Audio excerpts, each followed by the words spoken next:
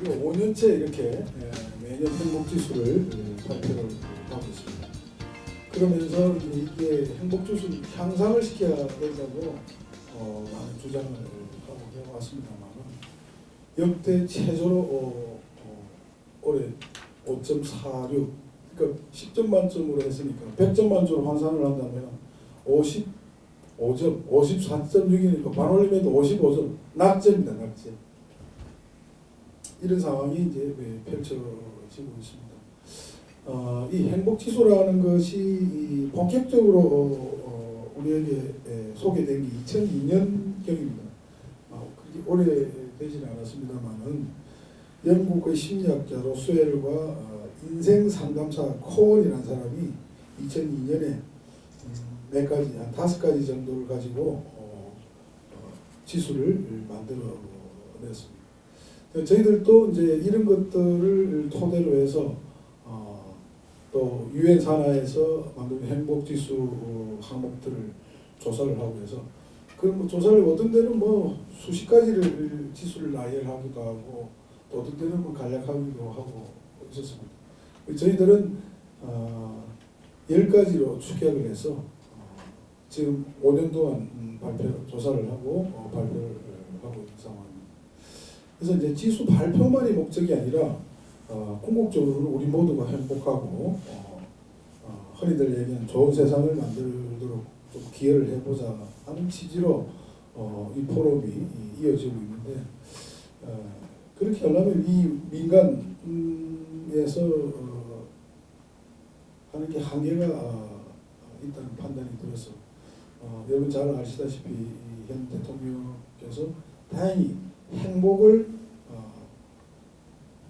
중요하게 고려해야 되겠다 해서 아마 이 정부를 국민 행복 시대, 그래서 국민 행복한 나라 이렇게 이제 나아가고 있습니다. 그렇게 주장했음에도 불구하고 아직도 행복 지수 관련된 뭐들이 뚜렷하게 나타나고 있는 게 없습니다. 그래서 이제 제가 3년 전부터 국민 행복 지수 센터가 필요하다. 그래서 이런 부분들을 설립을 하자. 근데 우리 이웃 나라인 일본만 해도 지자체에서 이런 행복지수 위원회까지 만들어서 관해서 하고 있습니다. 여러분들이 잘 알다시피 부탄이라는 왕국은 GNP가 뭐 1000불 이런 수준입니다. 그러나 유엔 조사에 의해서도 우리보다 훨씬 행복하다고 나타나고 있습니다. 국왕이 국민 행복은 경제가 아니다. 뭐냐 그러면 가치에 두자. 삶의 질을 물질적인 두지 않고 그래서 그런 것들을 끊임없이 국민들과 소통하면서 하니까 맨발로 다니면서 고된 노동에도 불구하고 행복하다고 느끼고 있는 상황입니다.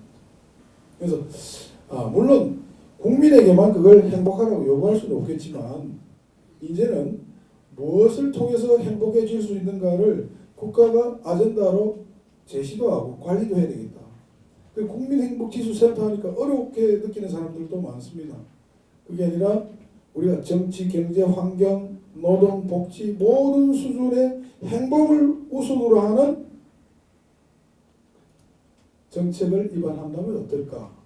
그걸 정부 부처에서 해내겠지만 이런 행복지수센터에서 무엇이 부족한지를 끊임없이 모니터링하고 국민과 소통할 수 있는 구조를 만들어서 그런 부분에 정책적 우선순위를 둘 수 있는 센터가 필요하지 않겠나.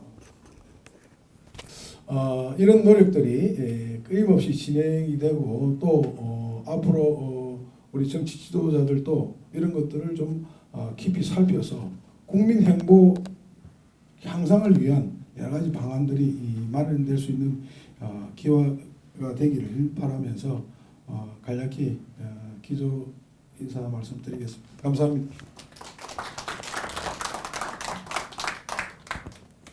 저는 이제 50대인데 왜 행복하지가 않을까 그런 생각을 잠깐 했었습니다. 준비 너무 잘하셨고요. 학교에 있는 사람으로서 더 알고 싶다. 이 조사가 좀 더 디테일하게 됐으면 얼마나 좋을까 이런 생각을 계속 하면서 들었습니다. 뭐 결국 우리 사회가 여전히 불안하다는 생각을 했고요. 저도 그 아들이 둘인데 그 두 녀석이 이제 군대도 다녀오고 이제 졸업할 나이도 얼마 안 남았는데, 야, 너 결혼하려면 정말 사회적인 안정감도 줘야 되고 경제적인 안정감도 줘야 돼. 그러지 않으면 결혼하지 마라. 이렇게 농담으로 얘기를 합니다. 근데 이 조사가 이제 전해주는 메시지가 상당히 많다. 이런 생각을 많이 했습니다. 또 특히 이제 공감이 가는 것들이 여러 가지 있는데, 이 조사에 대해서 제가 뭐라고 의문을 품거나 이런 것은 없고요. 이제 궁금한 것들이 좀 있습니다. 뭐냐 하면 20대가 이제 행복감을 느끼고 있다 라는 부분, 그 부분에 대해서 이제 여러 가지 생각을 하게 되더라고요. 20대가 왜 행복해야 되는가? 20대는 머리가 무거워야 되지 않을까? 저는 계속 그 생각을 했습니다. 아니, 역시 20대가 참 용감하고 정신이 없구나 라는 생각도 했습니다. 저희 아들 녀석이 둘인데 집안 얘기를 해서 좀 안 됐지만 둘이 너무 다른 거예요. 예? 한 녀석은 공부를 잘 못하는데도 굉장히 행복해 하면서 살아가고 있고요. 한 녀석은 공부 잘하거든요. 근데 걔는 항상 불안해해요. 예. 어떻게 하면 졸업해서 취업을 할 것인가. 그래서 정말 무엇이 답인지는 잘 모르겠지만 과연 이 20대들에 대한 저는 학교 선생이기 때문에 관심도 많고 이들이 왜 낙관하고 있는 것일까? 20대는 더 불만이 많아야 되는 것이 아닐까? 이런 생각을 여러 가지 했습니다. 그래서 한편으로는 이 학생들한테 20대들한테 실망을 해야 되는 것이냐, 아니면 역시 용감하고 도전적인 것인가, 그래서 낙관적으로 보는 것인가, 이런 생각을 계속하면서 들었습니다. 그래서 과연 이제 연구자는 어떤 생각을 하고 있을까 계속 조사를 해왔잖아요. 그래서 이 20대가 행복 지수가 높다라는 것이 정말 무엇을 의미하는 것일까, 이런 생각을 계속해서 좀 듣고 싶은 생각이 있었고요. 우리 젊은 그 미래를 담당할 그 학생들이 과연 어떤 생각을 하고 있느냐, 더 자세히 볼 수 있지 않았을까, 이런 생각이 들었고요. 결국에 이제 5년 정도 발표를 했기 때문에 이제는 액션을 취해야 되는 그런 시점이 아닌가. 계속 앉아서 발표만 할 수는 없다. 이제는 이런 좋은 귀한 자료나 조사가 정말 국민들한테 도움이 될 수 있는 그런 어떤 지원, 이런 것들이 좀 있었으면 좋겠다라는 생각을 했습니다. 잘 들었습니다.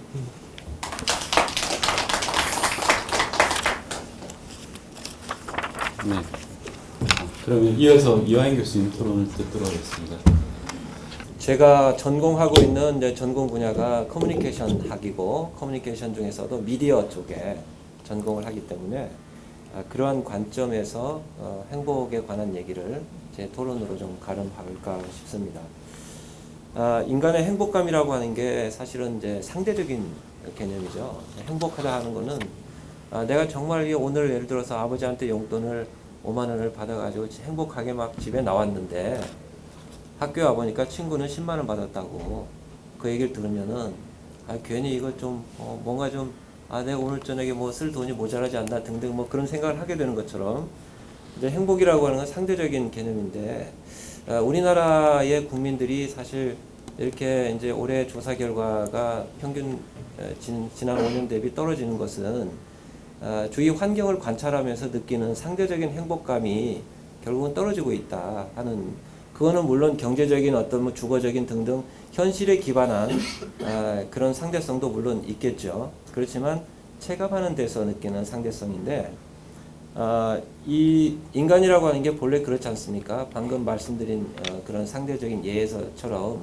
주변 환경을 관찰하면서 인생을 살아가는데, 그리고 주변 환경을 통해 가지고 본인의 만족도나 행복감이나 이런 것들을 굉장히 영향을 많이 받게 되는 것이죠.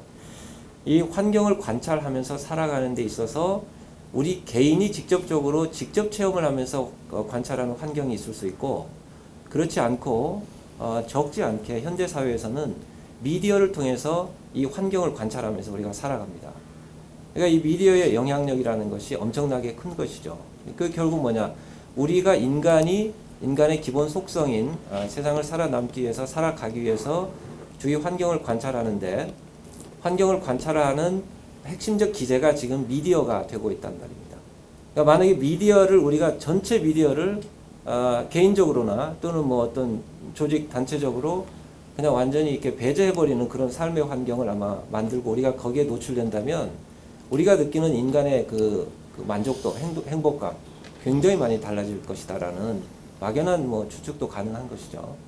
그래서 이 미디어의 영향력이 그렇게 큰데, 그렇다고 한다면 우리가 미디어에 노출되지 않고 살 수는 없기 때문에 이 미디어 환경이라고 하는 것이 또 어떻게 바뀌는 것이 우리 국민의, 우리 개인의 행복 지수를 높이는데, 그리고 실제로 삶의 만족도를 높이는데 기여할 것인가.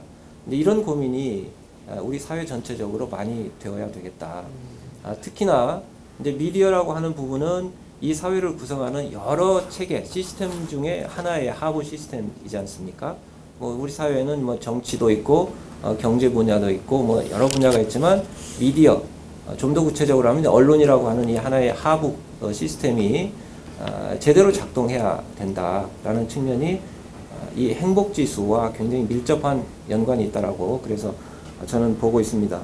사실은 이제 행복이라고 하는 게 이제 마무리하면서 제가 말씀을 좀 드리면 살아남는 거 아니겠습니까? 그래서 뭐 독일의 우리 그 60년대 보면은 최근에 국제 시장에서 이슈도 되고 했지만은 영화에서 그 많은 파독 광부들이 가서 사실은 뭐 어려운 조건에서 사망한 분도 생기고 이런 일이 있었는데, 독일에 이제 그 광부들이 하는 인사가 있습니다. 근데 갱에 들어갈 때 하는 인사가 글릭 아우프예요. 독일 말로. 글릭은 행복입니다. 아우프는 올라오라는 말이에요. 그러니까 행복하게 올라와라 이런 인사를 합니다. 갱에 들어갈 때. 글릭 아우프 합니다. 그 얘기는 뭐냐면 살아서 돌아와라는 얘기죠. 그래서 행복이라고 하는 건 결국 살아남는 건데, 살아남는 것. 근데 이 살아남기 위해서 우리가 이제 각 사회 각 부분들이, 그러니까 이 우리 국민 전체가 살아남고 또 내 개인이 살아남고 하기 위해서 각 사회를 구성하는 시스템들이 기여를 해야 되겠다. 그런 의미에서 저는 이제 뭐 미디어를 전공하는 학자이기 때문에 그런 부분만을 이렇게 단적으로 말씀을 드렸습니다. 이상 제 부분을 마치겠습니다. 네, 두 분 패널 토론 잘 들었습니다. 이원 교수님, 그다음에 이화영 교수님이 토론해 주셨는데요. 이원 교수님 같은 경우에 아마 조사 결과에 대해서 20대가 행복감이 높았다라고 이야기를 했는데, 그래서 그게 무슨 의미를 가지는지, 그리고 20대 내부에서도 여러 가지 집단들이 있을 수가 있는데 좀 더 분화된 조사를 하는 건 어떤지 뭐 그런 데 대한 제안도 해주셨고, 그리고 또 한 가지 뭐 말씀 중에 인천과 부산이 비슷한 줄 알았는데 부산이 더 행복감이 높더라 라고 하는 그런 말씀도 하셨습니다.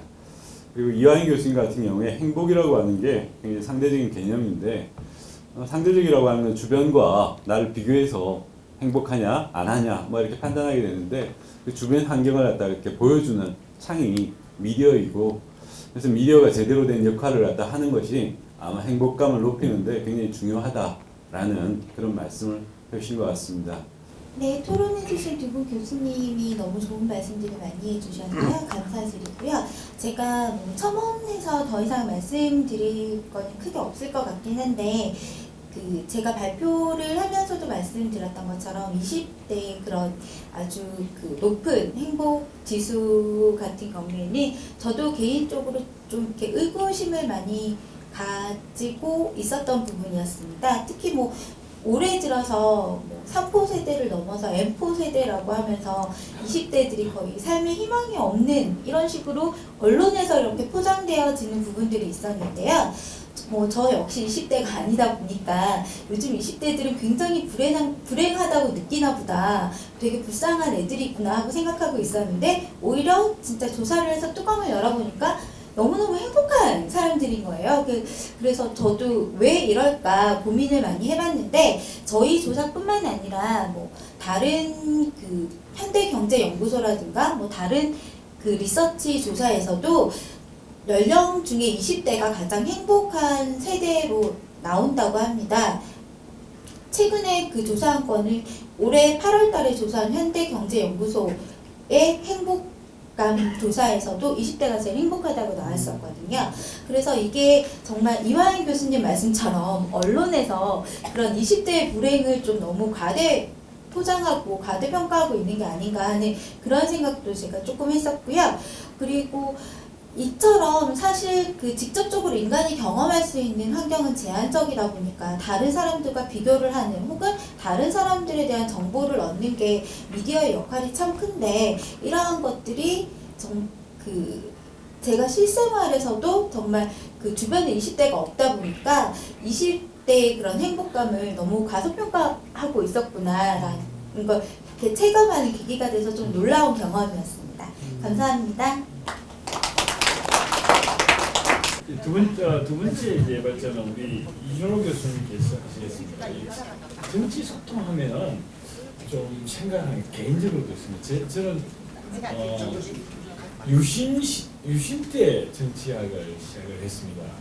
오늘날은 이제 민주화되어 있지 한 30년 거의 다 됩니다. 그러면 상당히 우리가 민주주의라면 사실 소통이 잘 돼야 되는 걸로 알고 있습니다. 될 거로 생각했겠죠. 근데 최근에 알다시피 저는 90년에 귀국을 해가지고 그 당시 노태우 때였습니다. 노태우 대통령이 우리나라에 남기가 민주화를 하긴 했는데 치명적인 걸 하나 남겼어요. 그게 뭐냐니까 대통령궁을 따로 지었습니다. 그건 세계 역사에서는 별로 기억이 안 될지 몰라도 우리는 분명히 기억을 해둬야 됩니다. 뭐냐니까 그 당시까지만 해도, 전두환 대통령까지만 해도 대통령 집무실이 대통령 비서관과 같은 건물에 있었습니다. 근데 그것을 따로 건물을 지었어요. 그때 지을 때도 여러분들 혹시 아시는 분 아시겠지만은 지금 남대문을 만드신 어떤 김영수 우리나라 최고 농장이 그 당시 만들었는데 그 이야기가 나옵니다. 뭐냐니까 대통령궁을 따로 짓는다고 갔더니 열대지방 나무를 가져왔더라. 그래서 그걸 갖다 전부 안 된다고 그랬다. 이거 나무가 쓸 수가 없으니까 뭐 하니까 지금 태백산에 있는 우리나라 문화재를 하는 금강송 혹은 그걸 쓰라고 했다. 그래서 급하니까 태백산에 있는 우리나라 문화재를 이제 복원하는 데 쓰는 건데 그걸 전부 다 헬리콥터로 실어 나가서 건물을 지었습니다.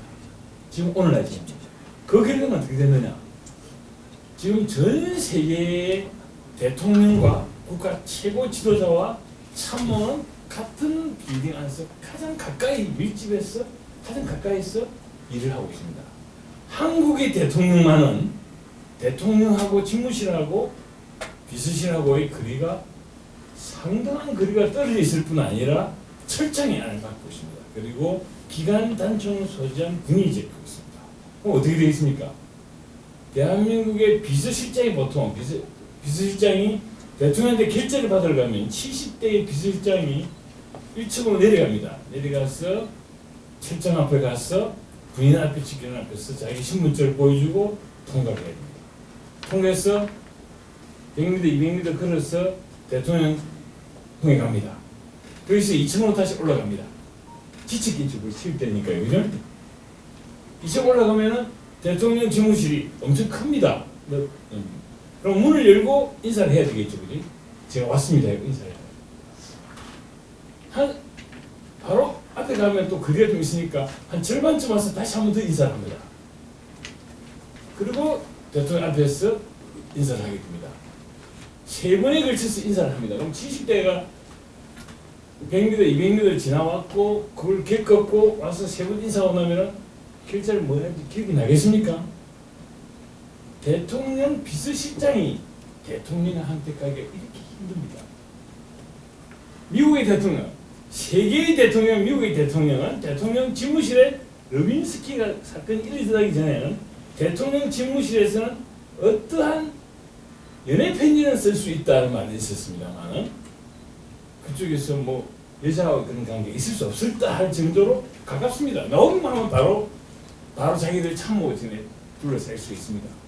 한국 대통령만 그렇게 있습니다. 소통의 문제가 심각하게 만든 것은 그거겠죠. 비슷하게 아까 이야기를 하다만 외국의 교민들이 한 20년, 30년 전만 하더라도 이야기를 합니다. 그 외국하고 주로 이제 선진국이겠죠. 선진국에 계신 교민들이 미국에서의 생활이나 그 생활하고 우리 한국 어떻습니까? 비교하면 선진국은 천국인데 재미가 없습니다. 저도 뭐 독일에서 공부를 오랫동안 독일에서 공부했습니다. 재미가 하나도 없어요. 선진국인데. 근데 한국은 지옥은 지옥입니다. 지옥인데 재미가 있는 지옥입니다. 그랬습니다. 최근에 바뀌었습니다. 한국은 재미없는 지옥, 재미있는 지옥이 아니라 한국은 요즘 오면은 짜증나는 지옥이라는 거죠. 그러니까 30년 우리가 이 소통의 문제, 이 아주 심한 문제를 다시 한번 보면서 우리가 오늘 정치 문제와 소통하는 문제는 사실은 직권적인 문제일 수가 있습니다. 왜냐하면 우리가 민주화를 하면서 있기 때문인데 그것을 오늘 앞에 발제하고 연관시켜서 우리가 이군호 교수님께서 발표를 해주시겠습니다. 박수 한번 많이 해주세요. 우선 이제 그 소통이 왜 중요한가 이제 뭐 일단 뭐 서론부터 아까 그 하봉기 교수님께서 이제 말씀하셨지만 정치 소통이건 소통인 간에 그 일상적인 삶에서 그 차지하는 비중이 굉장히 높습니다. 보통 한 70% 이상 우리가 말하고 그 남 말을 듣고 또 내 생각을 전달하고 남의 뭐 의견을 들어보고 하는 이런 활동이 전체 70% 정도 차지한다 이랬는데 그래서 이제 그 중요성에 비해서 이게 실제적으로 잘 이루어지고 있는가? 정치적으로 그렇게 이루어지지는 않았다. 그래서 이걸 소통이라는 문제를 이제 정진시키기 위해 가지고 과거 김대중 정부부터 해서 지금 박근혜 정부까지 이렇게 1년에 소통을 정진시키는 방향, 즉 또는 정치 소통을 좀 크게 향상시키는 방안이 뭘까? 이렇게 이제 방안을 제시해오고 실천도 해왔습니다. 노력은 했지만은 지금 현재 과연 이게 잘 이렇게 이루어지고 있을까 하는 뭐 이런 의구심이 많이 들기도 합니다. 어쨌든 소통이 바로 생존이고 그 생존이 바로 국민 행복 정진이다. 이런 이제 등식까지 성립을 하는 이런 어떤 자세로 뭐 정부에서는 일단 표면적인 노력을 계속 해온 걸로 알고 있습니다. 그 과정을 이렇게 그냥 나열을 해봤습니다. 그 다음에 이제 국민 행복은 또 뭔가 그 행복 추구권 해가지고 일찍이 뭐 미국 독립선언서에서 1776년에 생명권 그리고 재산권과 더불어 인간의 3대 기본권으로 최초로 이제 명시를 했습니다. 그리고 19세기 말 밀 밴덤 뭐 자유주의자 공리주의자 철학자들이 사회나 국가의 궁극적 목적은 구성원의 행복한 인생을 만드는 것이다. 이렇게 얘기를 하고 그걸 적극적으로 보호해야 된다. 그리고 그걸 이제 또 소극적으로 그렇게 할 수도 있고 적극적으로 정부가 국민의 행복 증대에 필요한 게 뭔가 항상 먼저 찾아 나서는 뭐 이런 시도가 있어야 된다.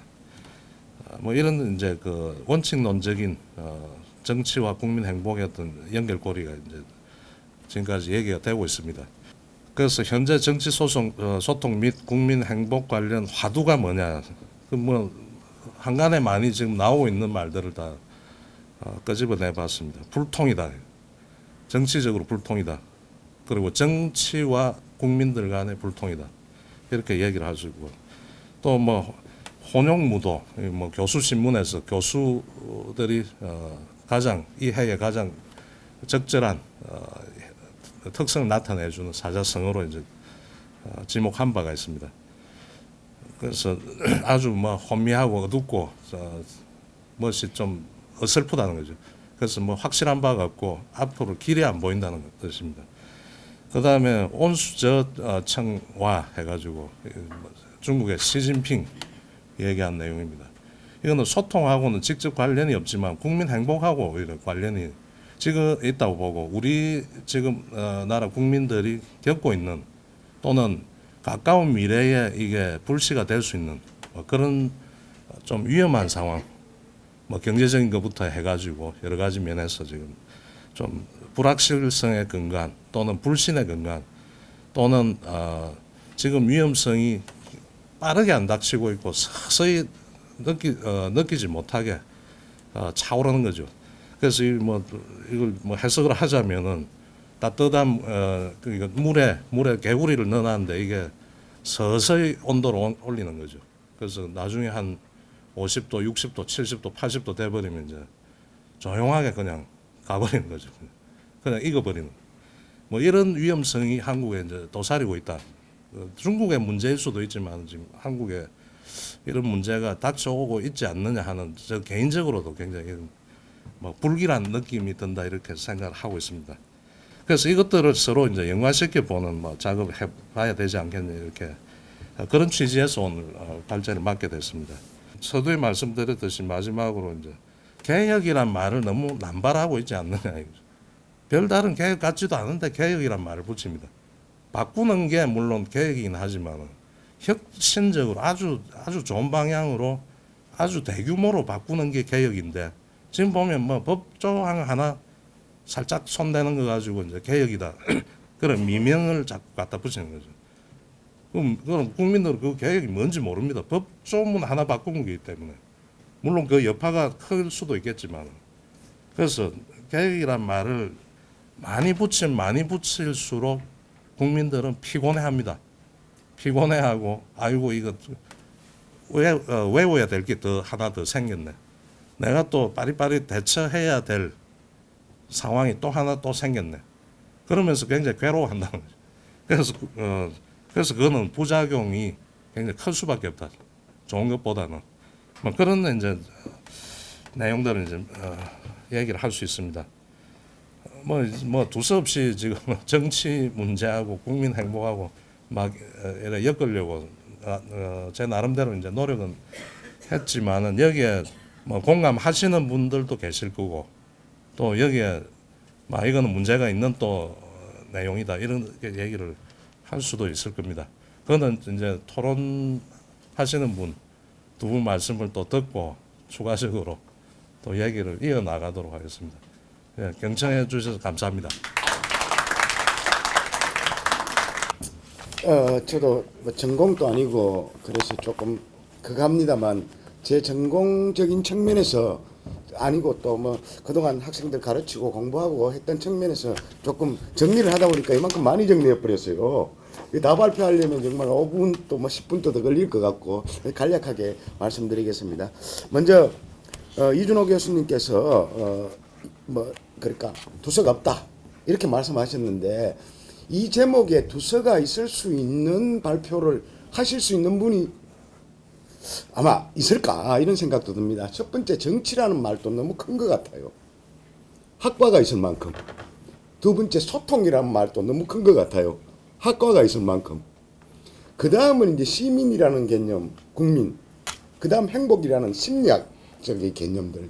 이 세 개에 대한 정말 뭐 논문만 해도 막 몇만 편, 몇십만 편, 몇천만 편까지 될 건데 그 중에서도 그걸 핵심들을 정리해서 비록 제가 볼 때도 뭐 어찌 보면 두서는 약간 없는 것 같아요. 그렇지만 아주 중요한 부분들이 될 수가 있지 않은가 이런 부분들에서 생각을 해봤습니다. 먼저 이제 뭐 제 개인적인 이야기부터 먼저 이야기를 하자면 정치라는 이야기를 내가 유학을 28년 전이가 처음 갔을 때 그때 천안문 사건이 일어났는데 그때 이제 우리 거기 국제처장이 그 중국계 미국인인데 천안문 사태에 대해서 등소평 씨가 이제 학생들을 탄압할 것인가 말 것인가 막 기다리고 있는데 막 젊었을 때 입장에서는 막 그랬습니다. 지금 탄압하면 안 되는데 막 이런 마음으로 했는데 그 교수님이 노 교수님이 하신 말씀이 있습니다.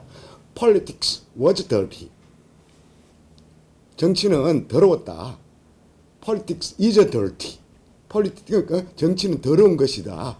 Politics will be dirty. 정치는 항상 더러운 면을 갖고 있다. 이런 생각하면서 그걸 나중에 되니까 이제 조금 더 나이 먹으니까 그걸 깨우치게 되더라고요. 그러니까 정치라는 게 어두운 면도 있고 밝은 면도 있고 그런 생각을 늘 갖고 있는데 한 번은 이제 3년 전에 학생들이 이제 제가 교양학부 학생들을 가르치는데 보니까 정치학 개론을 들고 있어요. 우리나라의 유수의 교수님들이 번역을 하시는 것 같아요. 근데 가보니까 야, 그 학생들에게 물어서 정치학 왜 배워? 이랬거든요. 그러니까 학생들이 정의를 찾기 위해서 그러는 거예요. 그런가? 그런가 했는데 실제 보니까 정치학 개론에 정의가 먼저 나오더라고요. 1장 1절에. 근데 내 생각에는 정치가 행복을 가져다 주는 것 같아요. 더티한 면도 있지만 정치는 아마 우리 시민들이 행복을 하기 위해서 더티한 면을 아우르면서 하는 게 행복이 목적인데 그런 부분이 이제 행복이 목적이라는 정치학 개론이 어디 있는지 아니면 이제 아마 그렇게 이제 있는 게 아니고 이제 정의만 있는 걸 내가 봤는지 그걸 모르겠습니다. 그래서 이제 딱 보니까 이제 제가 이제 소통으로 넘어가게 되는데 소통으로 제가 전공한 게 이제 수사학인데 오늘 이준호 교수님이 발표한 것과 너무 맞는 게 그리스 말에 다모니아 그러니까 유라는 말은 조언, 다모니아라는 말은 존재. 아까 존재를 다르게 표현하셨는데 뭐라고 하셨나? 생존이라고 표현하셨어요. 소통 이꼬르 생존 이꼬르 국민행복. 이게 소통 이꼬르 존재 국민행복. 이 말이 무슨 말이냐면 결국 이제 우리 정치 지도자들과 정치인들의 소통의 문제가 우리를 더 불행하게 행복하지 안 느끼게 만든다라는 이런 뜻으로 저는 해석을 했는데 레토릭에서는 그렇습니다. 존재하는 것은 없다. 우리가 인식하지 않으면 인식하는 것도 없다. 우리가 소통하지 않으면 그게 이제 레토릭의 출발이거든요. 골기아스, 파이도로스의 출발이죠. 수사학의 출발. 그러니까 이제 서양의 언어 철학의 출발인데 그러니까 존재하지 않는 거예요. 그러니까 지금 생존하지 않는 거예요. 소통하지 않으니까. 누가 그러냐? 정치 지도자들이요. 정치 지도자들의 언어 속에 행복이 없어져 버린 거예요. 아까 이야기한 포장된 행복만 존재하고 인간은 언어적으로 판타시를 묻고 살아요. 판타시. 예? 그래서 정치 언어는 판타시를 묻고 산다고 그러더라고요. 어떤 이론에 보니까 그 이론이 쭉 가는데 그게 바로 미국의 대통령들이 하는 판타시예요. 나오면 늘 예를 들어서 프론티어 정신을 해야 된다. 그레이트 소사이어티를 만들겠다. 이러면서 실제 그레이트 소사이어티로 가지도 못하죠. 자기 8년 동안 집권 동안에. 그렇지만 그런 언어로 이렇게 소통을 하고 국민들 행복하게 만들어주는데 지난 정부는 최소 DJ 정부 때는 국민의 정부 이런 것들 준비된 대통령 이런 게 있었는데 이번 정부에서는 그런 게 없지 않았는가. 전혀 찾아볼 수 없지 않았는가. 그래서 한 번은 청와대에 직접 얘기도 해주고 싶은 마음도 생기지만 잘 하시겠지. 그리고 아니면 내가 틀렸을 수도 있다. 이런 생각에서 그런 것들을 언어로 잘 못 풀어담고 정책에만 몰두하는 것 같아요. 왜냐하면 인간은 가치를 묻고 사는데 지도자들이 우리들에게 가치를 이야기해 줘야 되는데 가치를 이야기를 하지 않고 정책에만 자꾸 이게 낫다 저게 낫다 이렇게 이야기. 이 부분은 야당도 마찬가지인 것 같아요. 야당도 오늘 또 오니까 그 KTX 타고 오니까 더하기 민주당으로 이름을 바꿨더라고요. 새정치민주연합에서 더민주당이라고 하겠지. 그렇지만 그게 더라는 우리 그 영어 있잖아요. D 관사 그걸 해서 더민주당을 하겠다는데 정당 네임에 영어를 연상하도록 그렇게 해야 되는 것인가 이런 생각도 많이 들었습니다. 마찬가지로 안철수 신당도 마찬가지인 것 같아요. 안철수 의원이 말씀하시는 거 보니까 행복과는 관계없는 그러니까 대통령도 행복을 잊어버렸고 여당 지도자도 야당 지도자도 행복을 잊고 야당마저 행복을 잊어버리지 않았는가. 그런 관점에서 이런 행복을 추구하겠다는 이런 포럼들은 상당히 의미 있는 것이다 라는 이런 부분들을 생각해서 오늘 이준호 교수님이 말씀하신 부분 중에서도 아까 이야기한 뭐 헬조선, 삼포, 흑수저 이런 것들 예를 들어서 정치인들이 규정하기 나름대로거든요. 부산 땅 얼마나 아름답습니까? 제 고향 경주 얼마나 아름답습니까? 자기가 살고 있는 땅 다 아름다운 곳이에요. 그런데 그걸 지도자들이 아름답다라는 이야기를 해주지 않기 때문에 헬조선이 되어버린 거예요. 지금 삼포 이런 이야기들이 원래는 정치적인 용어로 만들어냈는데 댓글 쓰는 사람들이 그게 마치 이제 포장된 용어처럼 그러니까 오히려 헬조선으로 소통하니까 우리나라는 헬조선이 되어버린 거예요. 그러니까 정치 지도자들이 해주지 않으니까 그렇지 않았는가 그런 부분들이 이제 이준호 교수님들이 조금 더 연결하면 좋을 것 같고 두 번째로 행복이라는 용어도 너무 심리적인 행복이 있고 사회문화적인 행복이 있고 육체적인 행복이 있고 정치적인 행복이 있고 이렇게 존재하는 것 같아요. 그걸 조금 크게 나누어서 아마 이제 이준호 교수님께 정치와 소통과 행복 이런 식으로 그러니까 조금 더 집중을 하게 되면 상당히 여기 좋은 개념들이 많이 존재하고 있지 않은가. 특히 한상진 교수님의 이야기한 부분들 이런 부분들 우리나라의 뭐 절차적 민주주의와 시민 민주주의를 하는 데 있어서의 정치 소통들을 어떻게 하는가 목적들 이런 것들 잘 뽑아낸 것 같아요. 결국 우리 정치 소통이나 이런 목적들이 신뢰성과 도덕성 회복이다 믿음이다 이런 부분들 그런데 그 부분에서도 가치는 가치대로 그다음 현재 우리가 이제 지금 시민들이 느끼는 불평등 불공평 이런 것들이 정책적인 면들 가치적인 면과 정책적인 면들 이렇게 분리를 하면 훨씬 더 뭐라고 할까요 이 발표가 아니면 이제 앞으로 이게 글로 이제 몇 개의 글이 나올 수 있을 것 같아요. 몇 개의 논문도 나올 수 있고 그런 부분에서 더 발전할 수 있지 않을까 그런 생각이 들고 예를 들어서 이런 것 같아요.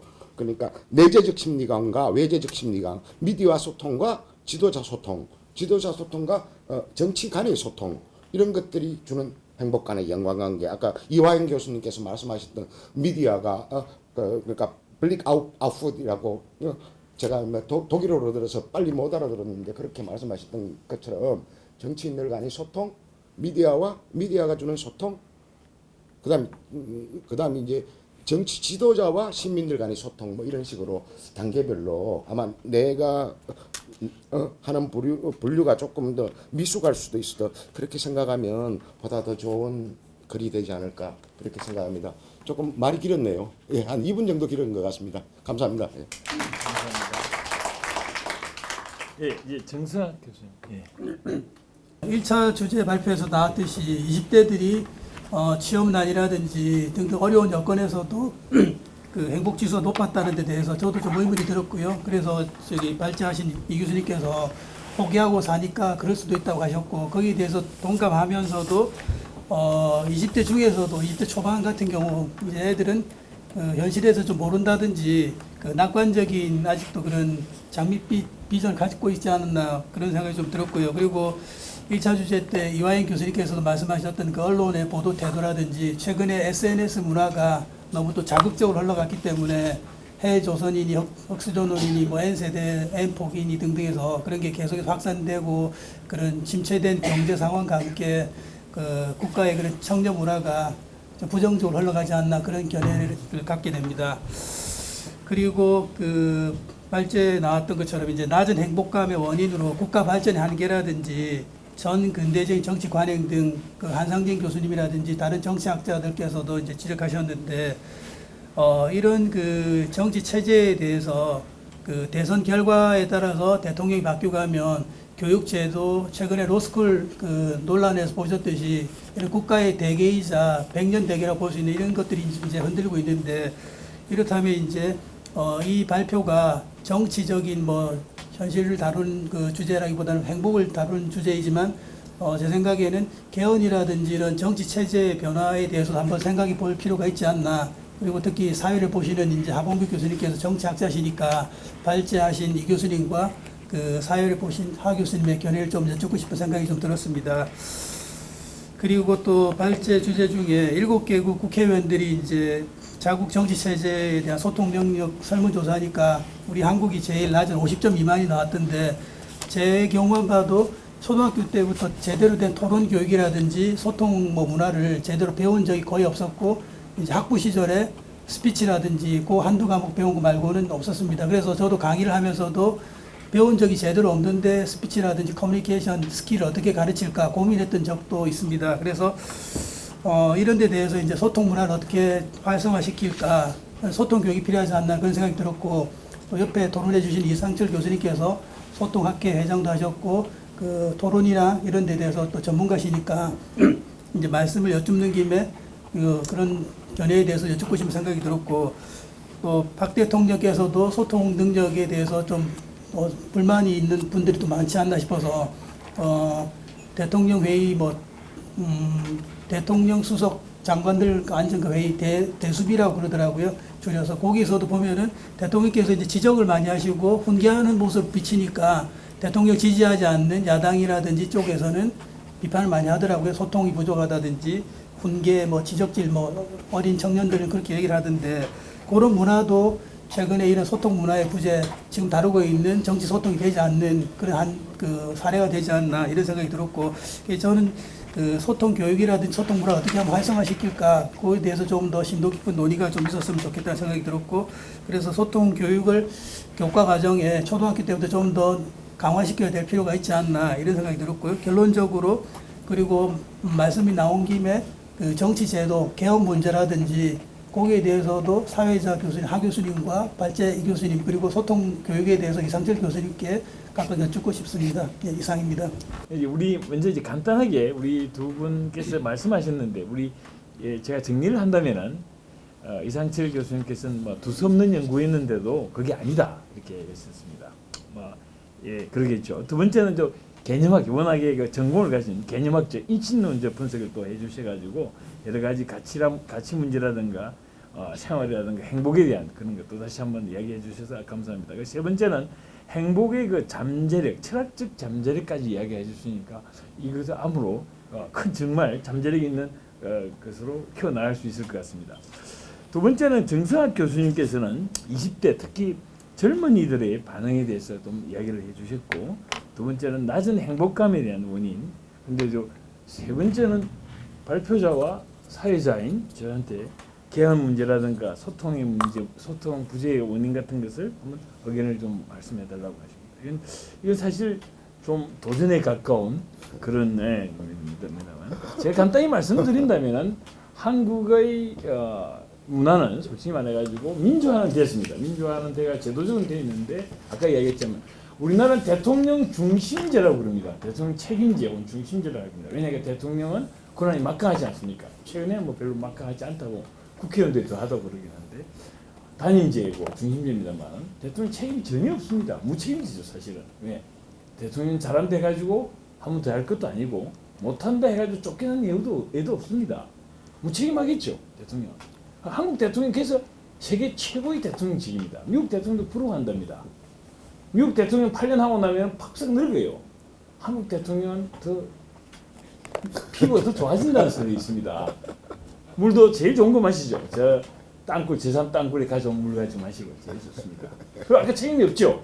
지금까지 정권이 6번 바뀌고 있습니다만은 지금 아까 얘기했던 소통 문제, 세상에 대통령 집무실하고 자기를 좀 보좌진하고 거리가 수백 미터 떨어져 있고 철창이 막혀 있는, 그런데도 불구하고 문제를 제기한 대통령 아무도 없었습니다. 그런 나라에서 무슨 책임이 있겠습니까? 그죠? 그런 문제가 있겠죠. 참 그것뿐 아니고 전반적으로 우리가 옛날에 안 가라 그래가지고 군사정부 시절에도 안 가라 해가지고 정상적인 소통이 안 될 경우에 소통할 수 있는 방법이 술을 갖자 마시면서 가까운 사람들마다 어떠냐 의견도 물어볼 수 있는 게 있었습니다. 근데 그거 안감아지 없애가지고 소통이 더 안 됩니다. 그런 문제 이런 등등을 본다면 우리는 정말 소통의 문제가 얼마나 심각한가. 아까 얘기했지만 우리는 이름을 애들이 헬조선이라고 붙였습니다. 지옥이라는 이름을 붙이고 조선을 붙였어요. 지금 조선이라는 용어를 쓰는 것은 북한이나 종북 애들이 쓰는 용어입니다. 김일성이가 그러지 않습니까? 조선, 남조선, 북조선 하지 않습니까? 우리는 분명히 대한민국인데 애들은 헬 조선이라고 이야기하고 있습니다. 그러니까 그만큼 우리가 소통이 안 되고 있는 겁니다. 가장 큰 것은 저는 개인적으로 좀 정치학이다 보니까 전두환 대통령부터 많은 대통령을 좀 만나거나 인터뷰를 할 수 있습니다. 예를 들어 박근혜 대통령 같은 경우 2번에 걸쳐서 개인적인 면담도 할 수 있었습니다. 대통령이 되고 나서는 면담할 수도 없죠. 완전히 차단돼 버립니다. 통화도 안 됩니다. 얘기했지 않습니까? 심지어는 국회의장이 전화를 해도 안 되더라. 이런 판이 돼 버리니까 소통의 부재가. 그리고 지금까지 아까 이야기하셨지만 박근혜 대통령이 자기만 이야기하고 지적이나 하고 있다. 박근혜 대통령만 그랬습니까? 역대 대통령들만 이야기하고 있습니다. 회의라고 이름하지만 회의를 하지 않죠. 지시만 하고 일방적인 지시만 하고 있죠. 그리고 받아쓰기 하죠. 적자생존을 합니다. 그 적지 않으면 바로 잘립니다. 적자생존이에요. 똑같습니다. 북한도 마찬가지죠. 열심히 적고 있습니다. 20대 김정은이가 이야기하면 70대 그 장성들이 적고 있습니다. 안 적으면 죽죠. 숙청당하지 않습니까? 똑같은 겁니다. 소통이 안 되죠. 그 소통 안 되는 가장 기본적인 이유는 뭐냐니까 지도자로서의 자신감이 없는 겁니다. 지도자로서의 최고의 가치가 여러 가지 저도 지도자한테 하는데 2가지입니다. 크게 2가지입니다. 하나는 뭐냐? 보통 하나는 겸손입니다. 밑에 사람은 겸손할 필요가 없어요. 위에 사람은 첫째가 겸손입니다. 겸손을 해야 이야기도 들리고 소통도 하겠죠. 2번째는 뭐겠습니까? 또 자기가 하겠다는 강력한 의지입니다. 뭘 하겠다는 뜻이 있어야 돼요. 근데 그 뜻이 두사한 게 없는 경우가 한국의 민주화의 6번째 지금 정권. 지금 민주화의 치명적인 기운이 그게 없는 사람들입니다. 저는 90년에 독일에서 와가지고 교수 생활 20몇 년 했습니다. 얼마 안 남았습니다. 은퇴하게. 저는 국립대 교수로서 최고의 혜택을 받은 사람일 겁니다. 하지만 전혀 행복하지 않았습니다. 왜? 한국은 처음부터 좀 잘못된 민주주의였어요. 제가 교육했을 때 민주주의는 이게 아니었습니다. 왜냐니까 외국의 민주주의는 크게 이야기한다면 첫째는 민주주의가 아니죠. 자유민주주의라는 것은 민주주의와 그러니까 자유와 권리가 넘치는 사회가 아닙니다. 자유와 권리보다는 오히려 책임과 의무, 기강이 있는 사회입니다. 한번 가보세요. 규율이 어길 수 있는데 그 기율을 어겼을 때 무차별적인 보복이 따르는 게 선진국입니다. 미국 같은 경우 잘못했다는 총 맞아 죽죠. 조금만 실수하면 총 맞아 죽습니다. 독일 같은 경우는 인종적 차별을 당할 수 있습니다. 추방을 당할 수 있습니다. 심지어는 그 호숫가에 가면 독일 같은 경우 호숫가에 가면은 많은 새들이 몰려옵니다. 한국 같은 경우 사람이 나타나면 다 도망가요. 동물들이 하도 테러를 당했어 사람한테. 근데 사람이 나타나면 다 줄 거라고 옵니다. 근데 그 새를 한번 잘못 잡았거나 이렇게 하면은 바로 추방을 당할 수 있는 사회입니다. 규율이 없는 거죠. 책임이 없는 사회입니다. 2번째는 뭐였습니까? 윤리교육이죠. 전 세계적으로 윤리교육을 엄청 강화시켰습니다. 특히 한랭전 이후 프랑스나 영국 같은 경우는 시민 윤리교육을 엄청 강화시켰어요. 우리나라가 윤리 도덕교육이 있는데 그 도덕교육은 60년대 이후 박정희 대통령께서 일본에 있는 걸 가져왔습니다. 일본은 왜 그러냐? 일본은 메가드 행정부에서 만들었기 때문에 그걸 시키기도 했습니다. 일본은 90년대 이후 새로운 윤리학 교육을 더 강화시켰습니다. 한국 윤리교육을 없앴습니다. 3번째, 그 윤리의 또 기본이 되는 독서교육도 독서도 없습니다. 박근혜 옛날에 6.25 때 우리는 한국 역사에 뭐가 나오냐? 6.25 때 임시정부 시절에도 말이죠. 한국은 세계 문학 전집과 세계 철학 사전을 발간한 나라였습니다. 그리고 삼성 이병철 회장은 자기 사비를 돌려가지고 삼성 문화문고로 해가지고 세계적인 성공 사례의 국민 독서 교육을 시켰습니다. 곳곳에 박정희 대통령께서는 독서하는 국민이라는 표를 썼었죠. 지금 어디 있습니까? K-웨이브 한류 바람이 불었지만은 옛날에는 서재가 있었습니다. 없는 집에도 서재 아니면은 작은 책상을 놓고 계다리 책상을 놓고 공부를 하는 모습을 보여줬습니다. 지금 없어져 버렸죠. 그런 것이 없어졌기 때문에 한국의 민주주의는 쓰레기 민주주의가 되어버린 겁니다. 그래서 희망이 없고 소통도 없고 미래가 없는 겁니다. 안 그렇겠습니까? 그런 거 보면 우리는 분노를 해야 됩니다. 우리는 깨어 있어야 되는 거죠. 여기 여러분들이 오셨지만은 이것의 더 근본적인 원인은 개선점을 우리가 찾아야 될 거 아닙니까? 그 개선점은 찾아야 되는 겁니다.